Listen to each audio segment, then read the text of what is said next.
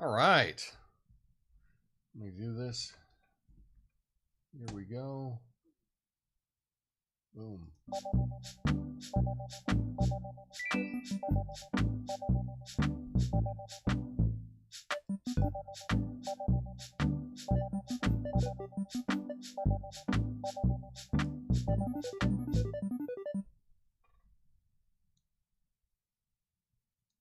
Hey, everybody.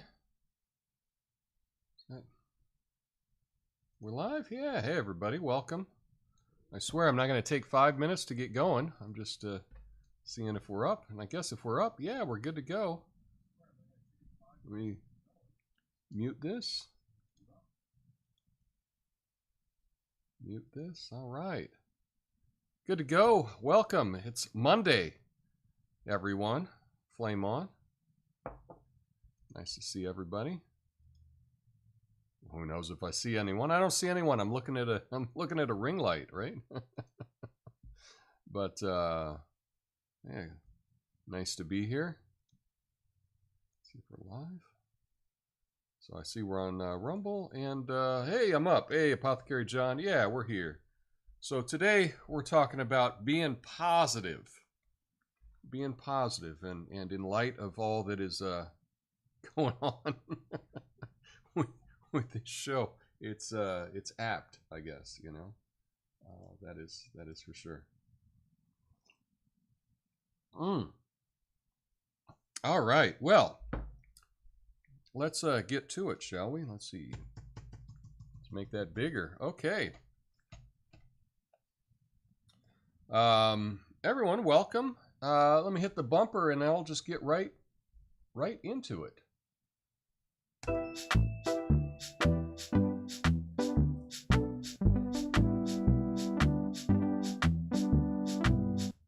Hey, let's talk about staying positive in a world where sometimes it feels like we've been binge watching a series called The End is Near on repeat. I mean, seriously, have you seen the headlines lately? Oh, it's terrible. It's like the news has been on a steady diet of horror movies, disaster documentaries, sprinkle in a few conspiracy theories that turn out to be true just for kicks.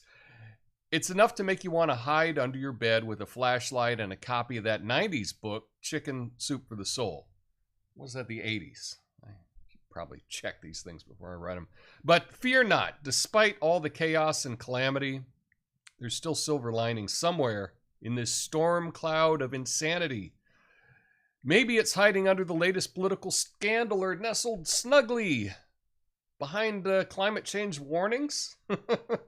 Trust me, it's still there. We got to embrace the absurdity of all of this, folks. When life gives you lemonade, can't even get this right. When life gives you lemons, make a margarita. Toast the fact that at least you've got something to drink while the world goes to hell all around you. And let's not forget the power of laughter in the face of adversity. Instead of letting the headlines bring us down, let's turn them into punchlines and roast the absurdity of them, shall we? Speaking of absurdity, let's take a moment to appreciate the resilience of the human spirit. I mean, we survived Y2K, we survived the Mayan apocalypse, the great toilet paper shortage of 2020. If that's not a testament to our ability to bounce back from anything, I don't know what is. But I just want to say cheers. Cheers to spring, cheers to being positive, and cheers to making it through. My name's Tom Coffey. This is the Coffee Nuance Show. It's a censored commentary and news show live right now. Flame on.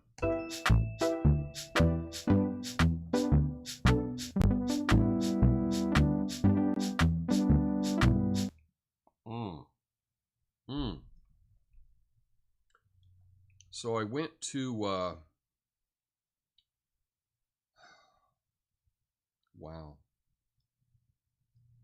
went to YouTube today, and something I was not allowed to schedule a stream. Something changed. Something changed in the settings. It wasn't what I was used to. So I don't even know if anyone got an alert or anyone found this video. In fact, looking at the number of people watching it, Ah, man, it's always something. They're always changing something on me, you know? But whatever, it is what it is. But I want to talk about just staying positive. There's, when I'm looking for stories of the day, let's see, I got a little light to stay positive here. Let's stay positive. When I was looking for stories, often it seems like the only positive stories that I see, I read them and I see the negativity behind them as well. So it's not even, it's hard to be positive when we see stories that they frame as positive that I don't think are positive at all.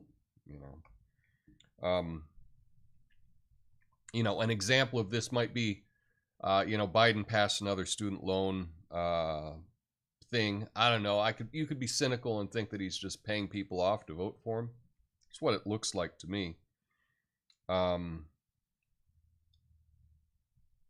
it's hard to even see that as being positive.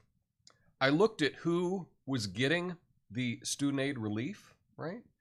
And it was people that have been making payments consistently for like over 10 years. Well, people that have been paying consistently for over 10 years probably have a career. And so we're gonna pay off loans of people with careers. And the people that don't have careers, the people that didn't graduate, the people that didn't get jobs, well, they still got their student loans. So I don't know. It's hard for me to even see that as a positive story. But whatever, it is what it is. I want to get into, I got one too many mice here. I want to get into a couple of stories. And the first one, this is about what is happening down in Brazil.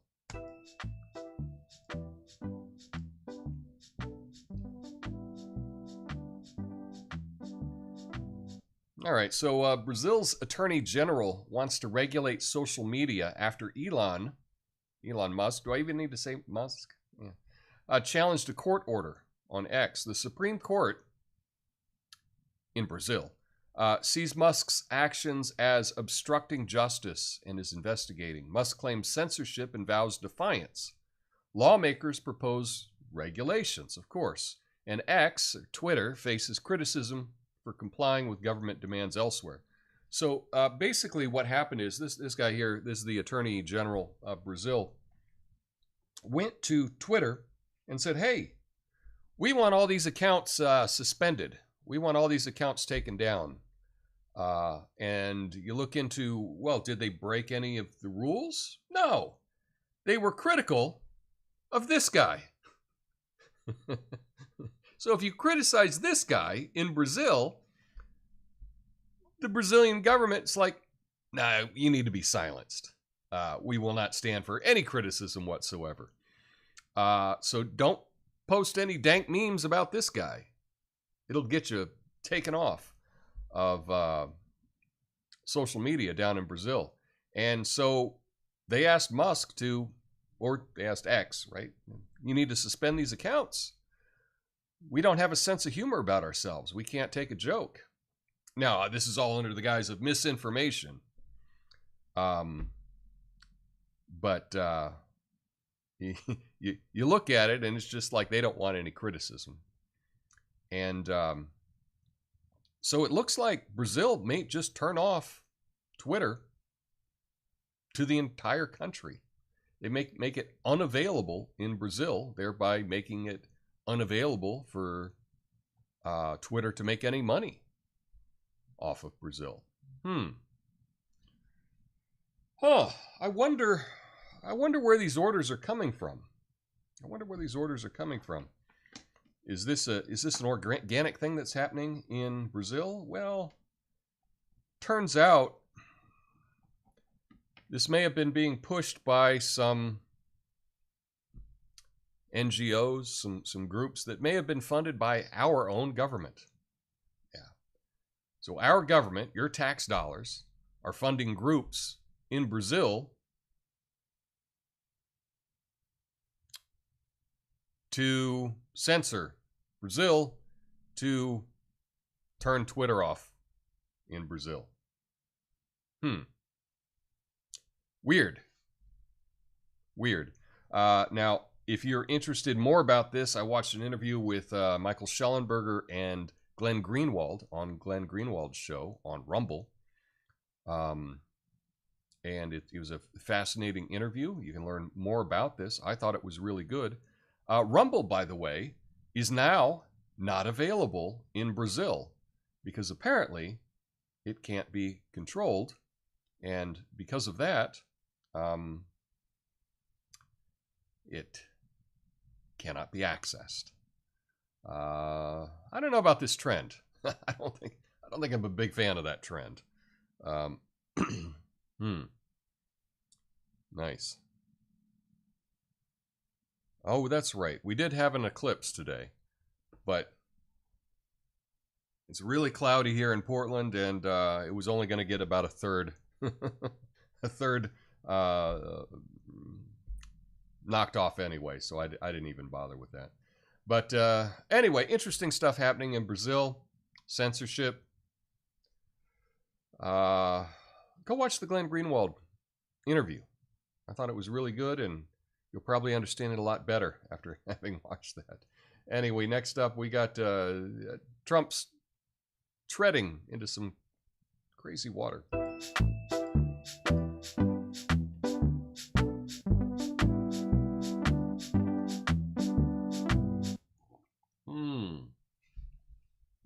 Yeah.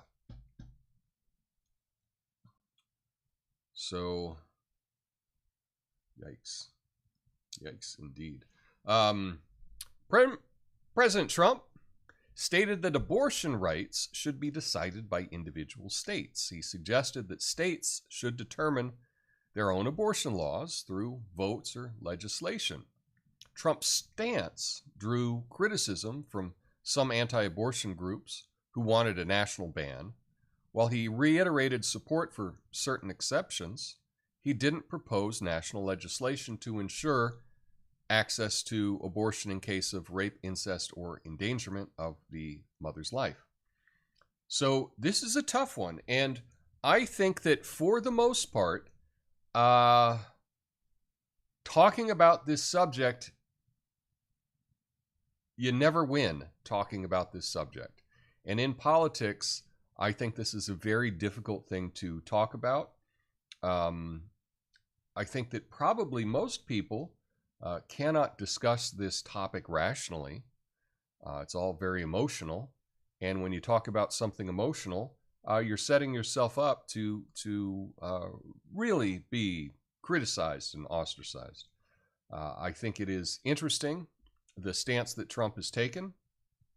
I think that it is a reasonable stance. It's the stance that the Supreme Court has taken. And on some of these things, it is interesting to, like, would we be better off served if there were just a national policy on this? Well, it would probably make things easier, right? But I don't think you're ever going to find a compromise about this topic to make everyone happy. That's just not the case. So,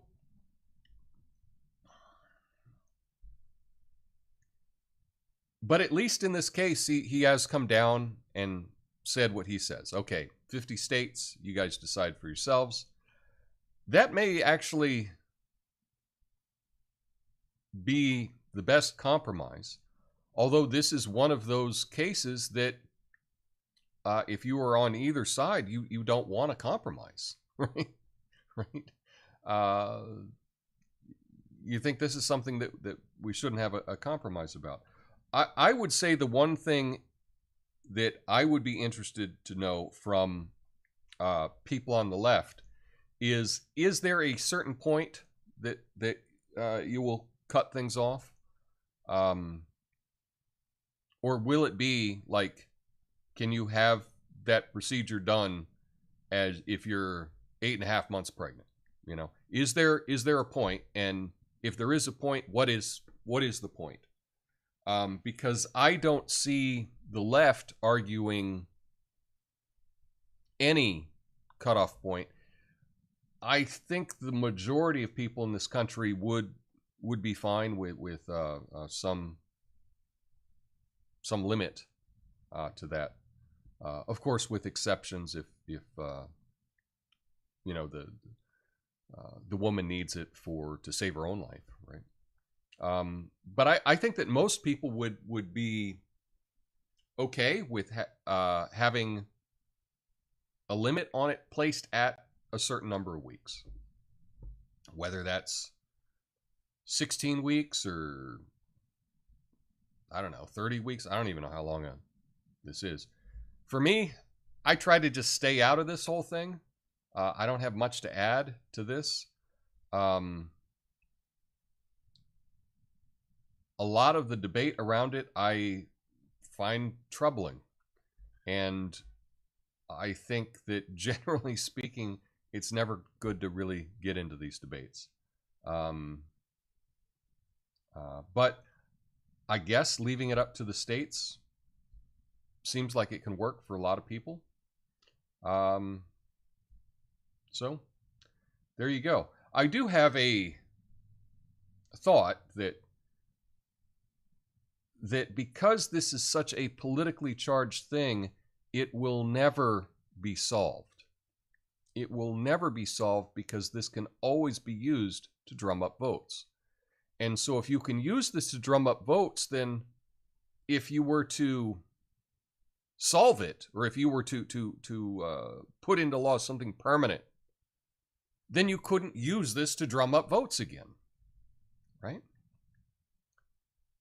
And so that's what I see politicians doing, is they don't want to finalize this, because if they finalize this, they can't run on it.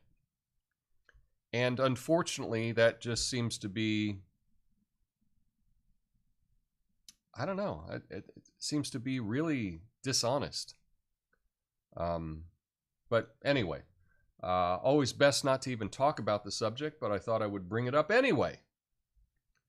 Next up, what's going on in Ecuador?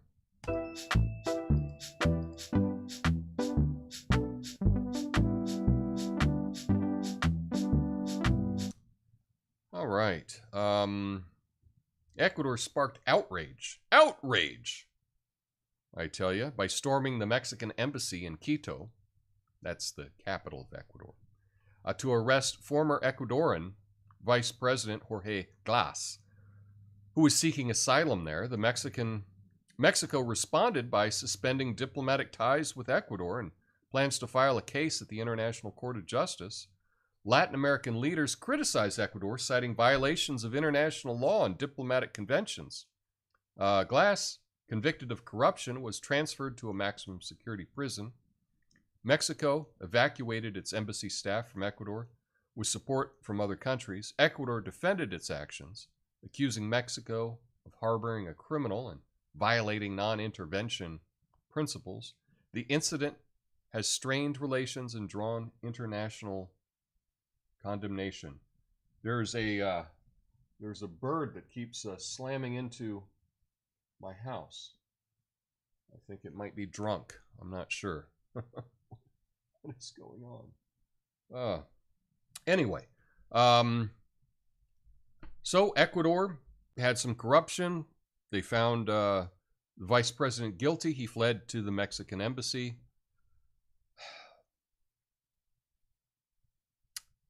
It's tricky because embassies are supposed to be sovereign, right?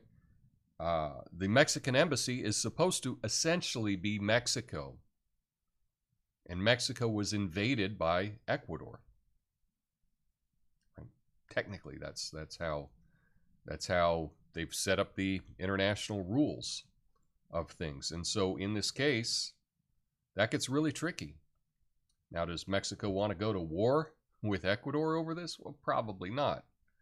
But I do think that they're going to make Ecuador pay.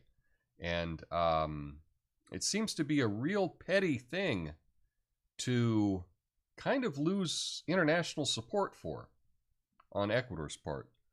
Julian Assange was holed up in an Ecuadorian embassy in London for years. And the UK never stormed the embassy to get Julian Assange. Did they eventually? I think now I'm even thinking about this. I can't remember what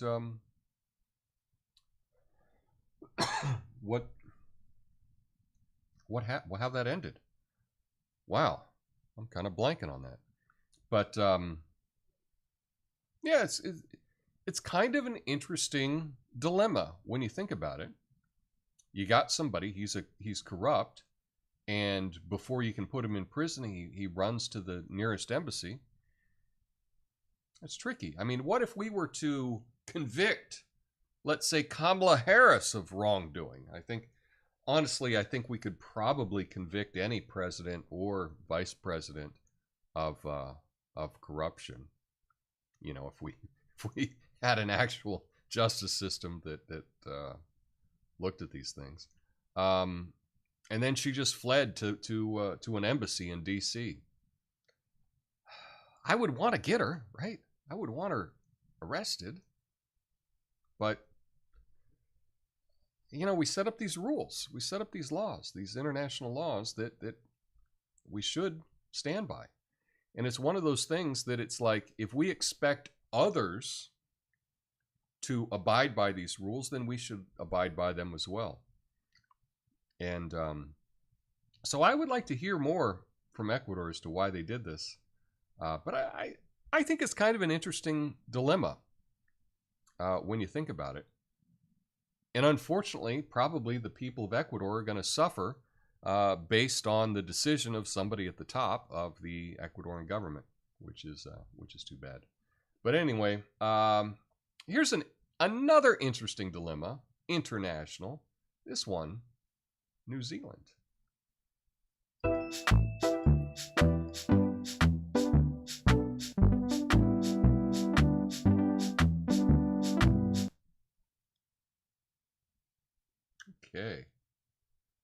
Okay, so in New Zealand has announced immediate changes to its employment visa program in response to a near record level of migration last year. Uh-oh.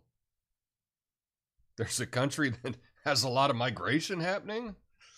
Let's see what they say about this. It says that they deem it unsustainable. That sounds familiar. The changes involve introducing English language requirements for low-skilled jobs, establishing a minimal skill and work experience threshold for most employer work visas, and reducing the maximum continuous stay for low-skilled roles from 5 years to 3 years. The focus is on attracting and retaining highly skilled migrants, particularly in areas experiencing shortage, such as secondary teaching, while also prioritizing job opportunities for New Zealanders in sectors with no skill shortages. Last year, approximately 173,000 people migrated to New Zealand, contributing to concerns about inflation. Neighboring Australia, which has also experienced a surge in migration, plans to reduce its migrant intake by half over the next 2 years. Yeah, I can't explain why we have the immigration issue that we have, why we are taking in millions and millions and millions of unskilled people into this country. And I know that they're flaunting the rules and seeking asylum based on some BS for the most part. But yes, what is happening in our country is also unsustainable. We should be doing this same thing, which is looking for limiting the number of people for low-skilled jobs. Because honestly, when we look at AI and automation, a lot of these low-skilled jobs are going to disappear. And what do we do when we have millions of extra unskilled people that are unavailable to work? Well, that's going to be a net loss. It's totally unsustainable. You know, often one of the biggest criticisms of the United States is this is, you know, like the one country that doesn't have universal health care. I think we could have universal health care, but we can't have universal health care and an open border and allow millions of people to come in every year. That doesn't work. You can have one or the other. You can either have a social safety net or you can have open immigration, but you can't have both, right? The United States, although it is the greatest economy in the history of mankind, certainly can't pay for the entire world. Can't subsidize everyone. And what we have here is totally unsustainable. We see New Zealand finally clamping down. Australia doing the same thing. Will it be too little too late? I hope not. But it's interesting. What would the left in this country, and I'm talking about the left that says that if you have any issue with any immigration, you're a racist, right? We hear this a lot. What would they say about New Zealand? New Zealand, they're a bunch of racists too, because they don't want a bunch of unskilled foreigners coming in to their country. Those Kiwis, just a bunch of racist Kiwis. Anyway, we got to have some positive news, and this is a big story.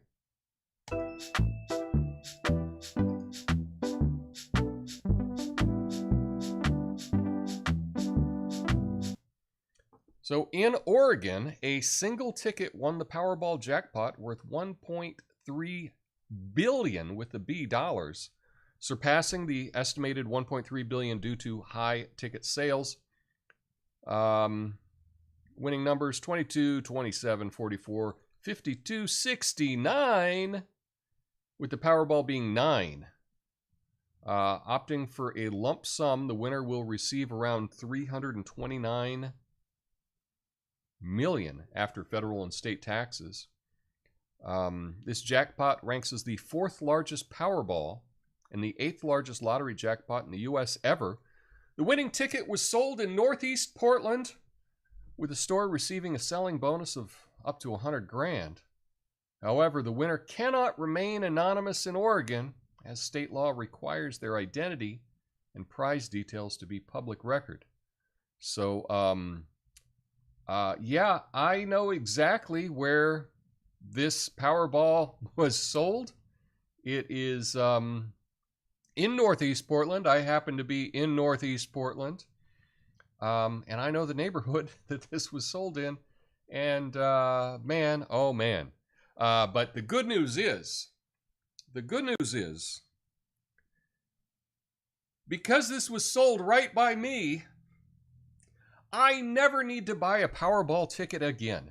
There's no chance a $1 billion winning Powerball ticket is ever going to be sold in the exact same neighborhood twice, right? Now, I know that the chances are just the same anywhere else, right? That is a cognitive bias that we have. You know, that's the gambler's fallacy. An example of this might be if you're flipping a coin and it's heads, heads, heads.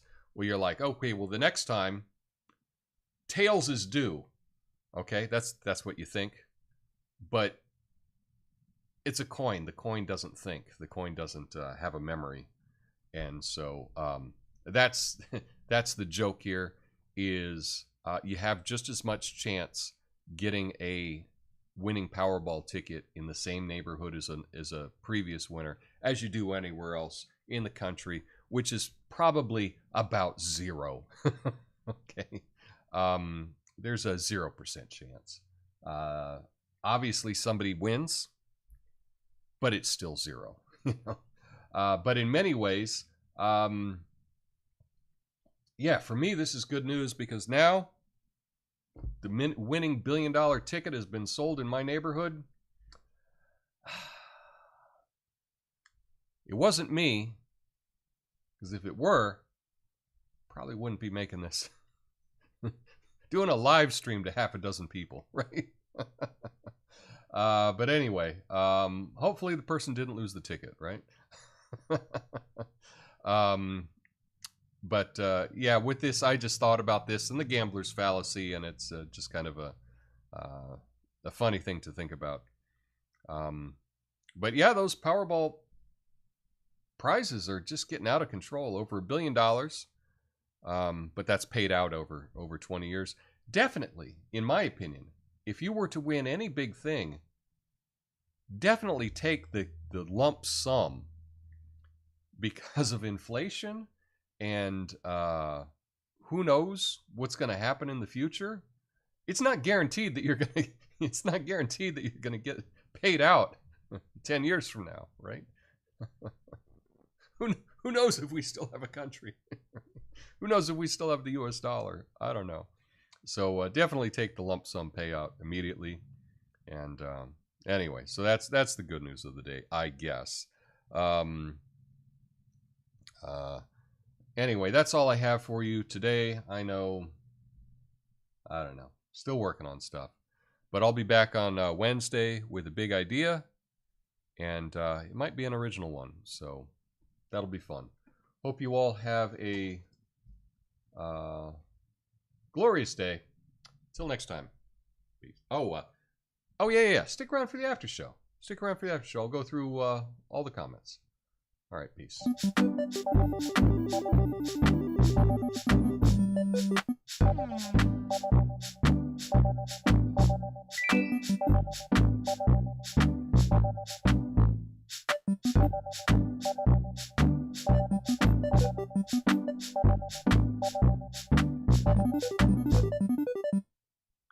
So yeah, I'll go through all the comments. John said hi on Rumble, but Rumble not getting a whole lot of comments today. So we'll try to get back to that. I've been working with Rumble. I'm trying to get the Rumble Studio. I still not have heard back anything from Rumble. So we still got technical stuff going on. So is what it is. Anyway. But yeah, what's up, John? Natasha, hi y'all. The eclipse was awesome from DFW. That's Dallas Fort Worth, for those that don't know, in Texas, Tejas. Tom, if you got someone pregnant, what would you do? Well, I guess that's a private matter. But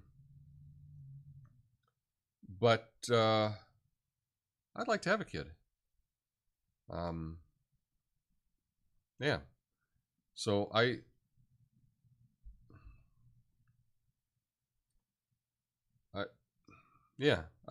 like to have a kid. So that's probably that. Hey guys, I just got back from watching the solar eclipse go over here in Tennessee. Well, that sounds fun, Lucid. Hopefully you got you got the Instagram with the glasses, right? With the paper glasses. You take the selfie and you post it. I don't know. I guess that's what people are doing. I need to get one of those Tesla robots off of Elon and teach it how to fry bacon. That'd be a good robot right there. Frying bacon, I have found, for me, the best thing is just to put it in the oven. You get a big pan, line them all up, drop them in the oven, bake it. To me, that's the easiest thing, and the least amount of mess for me. Billions and billions, yeah. Great. Now everybody's going to know who this guy lives now and be knocking on his door for a loan. That poor guy. Well, there's worse issues to have in the world than having hundreds of millions of dollars and having people know. I would definitely, before I declared that I was the winner, I would probably hire some tech people, hire me actually, to get yourself removed from the internet, like take down all the pictures of you online. Take down all your social media. Take down any pictures of you that might be up there. And then I would have an attorney pick it up, so you're not having your picture taken when you pick up the check. I would have an attorney pick that up. And then I think what the play is you got to move. You can't stay where you are. You've got to move. But I think the play would be that you move to a different state or a different country. But I would move to a different state. In one of those states, go through the court system and get your name changed. So you get your name changed. And then go live your best life. You know? Live your best life under your new name. That's the way I would roll. It might be tougher, though, if, you know, you got a family, you got kids. You know, kids got their friends. That's tough. But you know what? Tough. Tough, kids. We're loaded now. We're moving out of this dump. And in fact, I doubt... I think I can pretty much guarantee there's not a house worth $1 million in the neighborhood or in the zip code that it was sold. It's kind of out by the airport. It's not the most well-off part of town. So, yeah.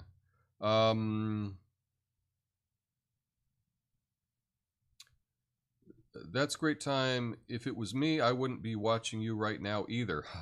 Yeah, if you want Powerball, I'd probably skip this stream. You know, Tom, not this time. Sorry. I know. That's a bum. Yeah. So anyway, what's up, Bastille? Natasha says, I figured you'd say that. Good on you. Yeah, but about the you know, what Trump came out with, the, you know, just like, let's let the states decide. I think it's a kind of a cop-out, but in many ways, like, it doesn't really concern him, right? I mean, he's an old guy. He's not getting anyone pregnant. I mean, probably doesn't want kids now. Probably not getting anyone pregnant, and you know, so it doesn't really concern him. And often, I think it's kind of a bad look for men to really be pushing their views on this thing. I just mean how it looks. It's probably not a good look for that. I really do think that for the most part, it's a really tough subject to even broach. But I just wanted to. But I do think that is actually a kind of a better response than going one way or the other full blown. Especially if you're running for on the Republican ticket. I think that is probably the best response. So anyway, but yeah, y'all, I will be back Monday. Wednesday. I was like, is this the weekend? No, I'll be back on Wednesday with a big idea, a good big idea. So I hope you join me for that. And we'll see if I can get this Rumble Studio thing figured out. We'll try. Now I got one more thing to figure out, which is which is what happened with YouTube today. It just did not allow me to schedule the stream. So I don't know what was going on with that. It's like weird. But anyway, I'll try to figure that out. Doc says lump sum payouts are recommended for lottery, but often the winners squander it in short order. So it may not be the best path for all. That's true. But if you know the time value of money, okay, you're going to get the most if you get a lump sum. Also, because you've got to figure that probably in the future taxes will be higher. Probably best to get a hold of it all now while you can, because if taxes go up in the future, then you would be paying more taxes on that.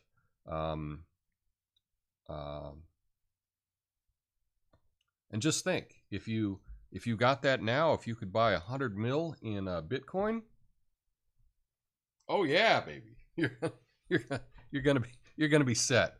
Anyway, thanks everyone for hanging out with me today. I hope you all have a really awesome eclipse day. I am off to do some awesome stuff. I've been working really hard on my house, on spring.